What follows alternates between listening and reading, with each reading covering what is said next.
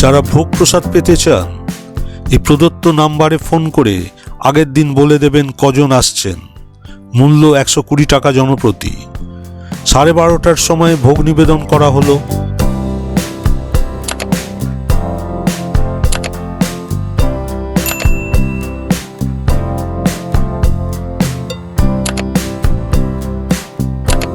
ভোগারতির পর 1টা নাগাদ ভোগ প্রসাদ বিতরণ করা হয়।